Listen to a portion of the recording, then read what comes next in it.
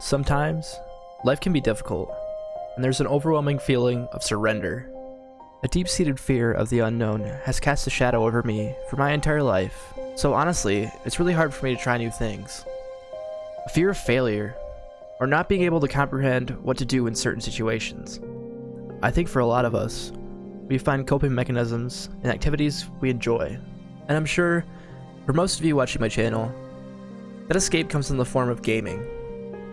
As I get older, and evolve each day, I've come to find that video games have not only evolved with me, but have shown me new ways of thinking.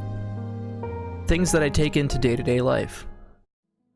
I've come to learn so much from gaming as a whole, but the specific lesson I'd like to talk about today, I learned from a Souls series.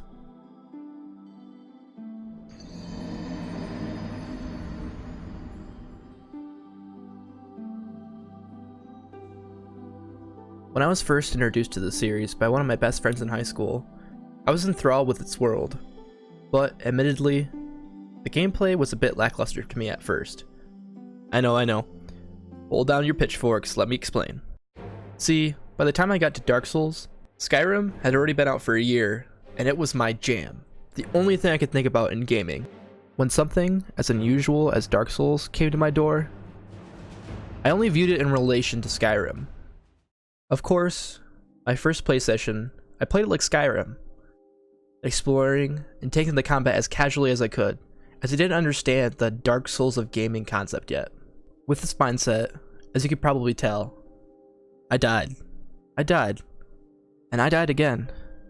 I didn't make it very far at all. Meanwhile, my friend, who had already beaten the game, was beside me, watching my struggle, taking it all in, like that was part of the experience for him. He started explaining to me the captivating, yet complicated story that wasn't around in a traditional manner. Outward appearances would show not very many cutscenes, barely any dialogue, and hardly any characters. No, this story was shown in a classic video game manner through its interactions, setting, the characters, bosses, and the overall atmosphere in general. Like when you were on your way home from GameStop as a kid, reading the instruction manual to figure out what this world was about, what the story was. Unfortunately for me, I became so frustrated with the game that I quit and deemed it as way too difficult to play or even understand. A game that was like nothing I'd ever played before, and I just banished it to my backlog without any thought. I kept hearing about how great this game was, and usually scoffed every time it was brought up.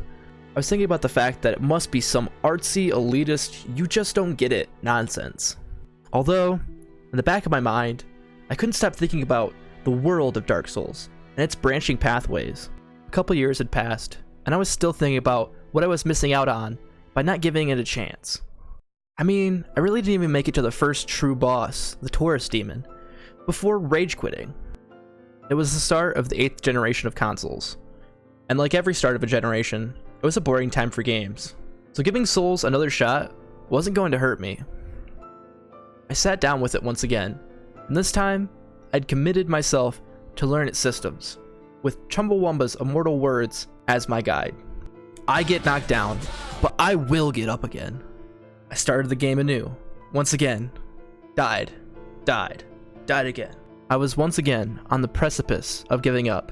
The difference this time was I kept getting back up.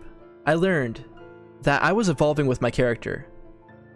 Every time I would die was a lesson in failure. You start to learn new patterns with every death, every mistake, and every false step. Success ceases to become the objective, and you start to accept you are going to fail. That failure is the goal to success. And failure sometimes is viewed as bad, the final straw, or conclusive.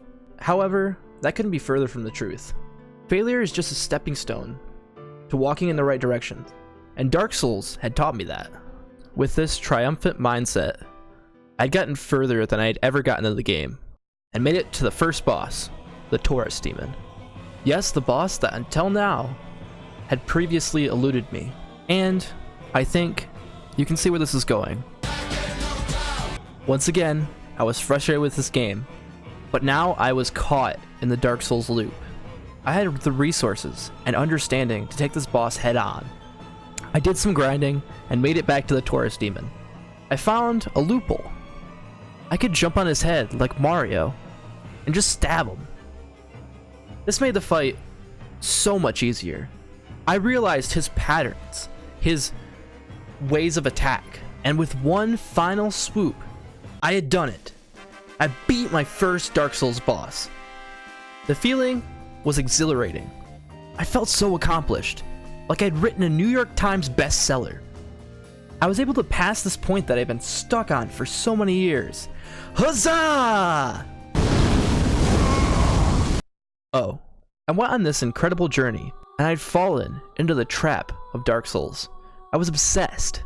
I would look up theories and story summaries on YouTube, playing every Souls game I could find, waiting for Archangel Miyazaki himself to spoon-feed me that next Souls experience. And to think, I almost negated this entire experience because of my willingness to give up. It wasn't that Dark Souls was an impossible game by any means, but it was my perception of the difficulty of it that was making it that way. And this formula, now, has had such an impact on gaming. It created a new genre, whether it be games that just pay homage to the series, or incorporating elements from Souls. And it made a new term, to when every game is slightly more challenging than usual, it being referred to as the Dark Souls of such and such. But personally for me, it taught me perseverance, that if you think things are hard now, you best keep pushing, because they're only gonna get harder. To not give up when something's so hard that you don't think you can get through it at all. There were so many levels and bosses that I had such a hard time with, but then hours in, I would come back to that area and it would be a breeze.